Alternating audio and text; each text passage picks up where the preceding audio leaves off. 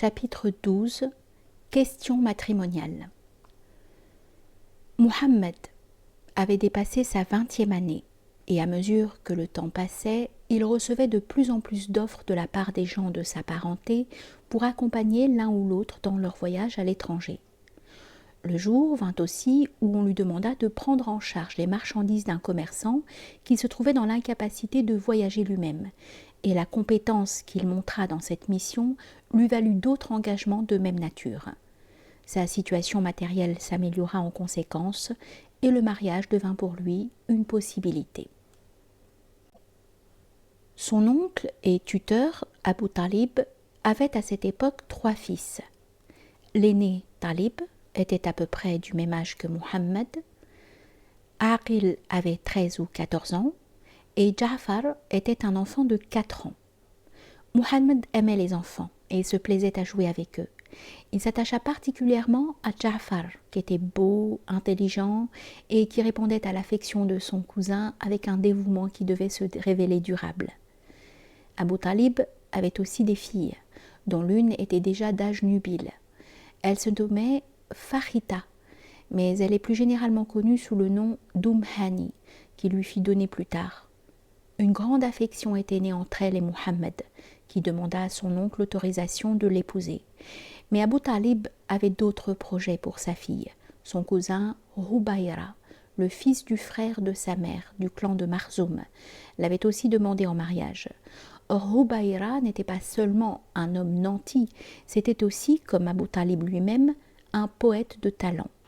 De plus, la puissance du clan de Marzoum à la Mecque grandissait autant que celle du clan de Hachim déclinait. Ainsi donc, c'est à Rubayra qu'il donna Hani en mariage.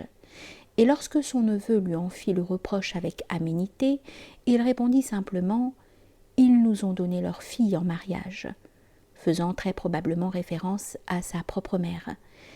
Et un homme généreux se doit de rendre la générosité.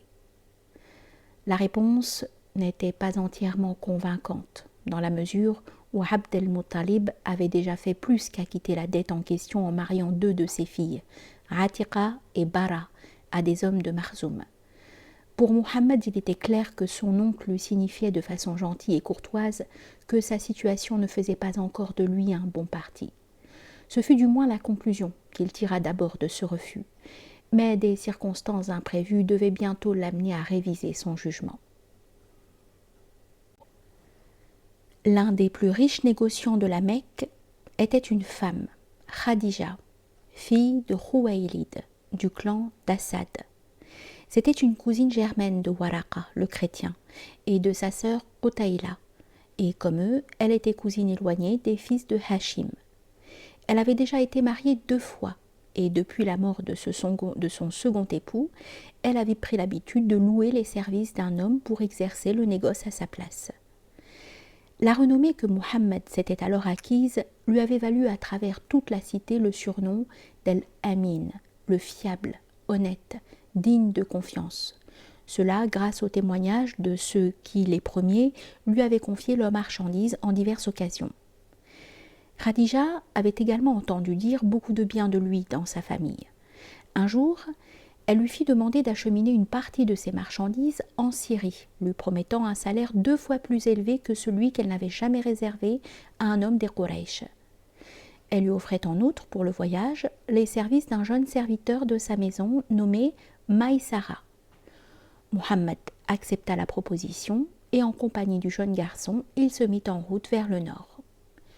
Quand ils eurent atteint Boustra, dans le sud de la Syrie, Muhammad s'abrita à l'ombre d'un arbre, non loin de la cellule d'un moine nommé Nestor. Étant donné que les emplacements auxquels les voyages font halte varient peu, il est possible que cet arbre ait été le même que celui sous lequel Muhammad s'était arrêté quelques 15 années plus tôt, alors qu'il faisait route pour Boustra avec son oncle. Peut-être Bahira était-il mort et avait-il été remplacé par Nestor. Quoi qu'il en soit, car nous ne savons de cet incident que ce que Maïsara en a rapporté, le moine sortit de sa cellule et demanda au jeune serviteur « Qui est l'homme assis sous cet arbre ?» « C'est un homme des Quraysh, » dit Maïsara, qui ajouta, à titre d'explication, « des gens qui ont la garde du sanctuaire. » Celui qui est assis sous cet arbre n'est rien de moins qu'un prophète, dit Nestor. Tandis qu'il remontait vers le centre de la Syrie, les paroles de Nestor résonnaient toujours plus profondément dans l'âme de Maïsara. Pourtant, elle ne l'avait pas vraiment étonné, car il s'était rendu compte tout au long du voyage que son compagnon de route était différent de tous les hommes qu'il avait jamais rencontrés. Cette impression fut encore renforcée par une chose qu'il observa sur le chemin du retour.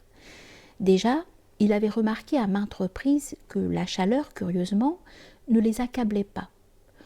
Or un jour, vers midi, il lui fut donné de voir, l'espace d'un instant, mais avec une grande netteté, 2 anges qui protégeaient Mohammed des rayons du soleil. Dès leur retour à la Mecque, ils se rendirent chez Khadija apportant les marchandises qu'ils avaient achetées sur les marchés de Syrie avec les produits de leur vente. Assise, Khadija écoutait Mohammed faire le compte-rendu du voyage et lui décrire les transactions qu'il avait menées. Celles-ci se révélèrent très profitables, puisque Khadija put vendre les marchandises nouvellement acquises pour presque le double de leur prix d'achat. Ce n'est d'ailleurs pas ces considérations qui l'absorbaient à ce moment-là, mais la personne même de celui qui parlait, et sur lequel son attention était totalement concentrée. Mohammed avait 25 ans, de taille moyenne, plutôt mince. Il avait la tête assez grande, les épaules larges, et le reste du corps parfaitement proportionné. Sa chevelure et sa barbe étaient noires, denses et légèrement bouclées. Les cheveux retombaient à mi-chemin entre les lobes des oreilles et les épaules, et la barbe était taillée à une longueur qui s'accordait à celle des cheveux. Son front avait une noble largeur, et ses grands yeux dessinaient de larges ovales protégés par des cils d'une longueur exceptionnelle, et des sourcils bien dessinés, légèrement arqués mais qui ne se rejoignent pas. Dans la plupart des descriptions, les plus anciennes, il est dit que ses yeux étaient noirs, mais 1 ou 2 auteurs mentionnent des yeux bruns, et même brun clair.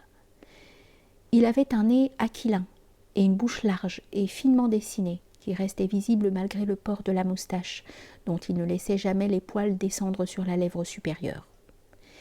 Sa peau était blanche, mais hâlée par le soleil.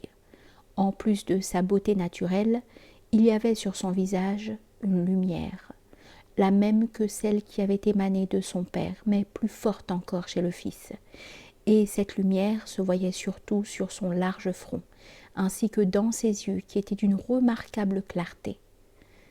Khadija se savait encore belle, mais elle était de 15 ans son aînée. Serait-il néanmoins disposé à l'épouser ? Il n'eut pas plus tôt pris congé qu'elle alla consulter une de ses amies du nom de Noufaïssa, qui se proposa pour aller trouver le jeune homme de sa part et, si possible, arranger un mariage. Sur ces entrefaites, Maïsara vint voir sa maîtresse et lui parla des 2 anges et des paroles du moine. Khadija se rendit aussitôt auprès de son cousin Waraqa et lui relata les mêmes choses. « Si cela est vrai, Khadija, dit-il, Mohammed est bien le prophète de notre peuple. Depuis longtemps je sais qu'un prophète doit venir, et son heure est maintenant arrivée. »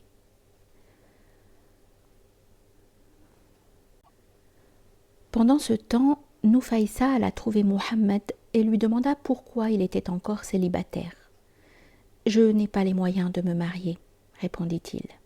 « Mais si l'on t'en donnait les moyens, dit-elle, et si l'on te conviait à une union dans laquelle tu trouverais beauté, patrimoine, noblesse et aisance, ne consentirais-tu pas ?»« De qui s'agit-il » demanda-t-il. « De Khadija, » fut la réponse. « Comment donc pourrais-je prétendre à un tel mariage ?»« Laisse-moi faire, » dit Noufaïssa.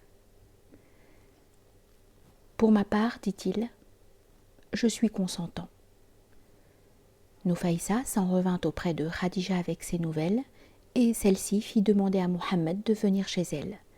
Elle lui dit alors ceci. « Fils de mon oncle, je t'aime pour ta parenté avec moi, et parce que tu te tiens toujours dans le centre, évitant de prendre parti parmi les gens pour ceci ou cela. Et je t'aime pour ta droiture, pour la beauté de ton caractère et pour la véracité de tes paroles. » Puis elle s'offrit à lui en mariage et ils convinrent que lui parlerait à ses oncles, tandis qu'elle-même parlerait à son oncle Amr, fils d'Assad, car son père Huwaylid était décédé. Bien qu'il fût relativement jeune, ce fut Hamza que les Hachémites choisirent pour les représenter à cette occasion, sans doute parce qu'il était parmi eux le plus étroitement apparenté avec le clan d'Assad. Sa sœur germaine, Safia, ayant épousé depuis peu Awam, frère de Khadija. Ainsi Hamza alla-t-il avec son neveu demander à Amr la main de Khadija, et il fut convenu entre eux que Mohammed offrirait une dot de 20 chamels.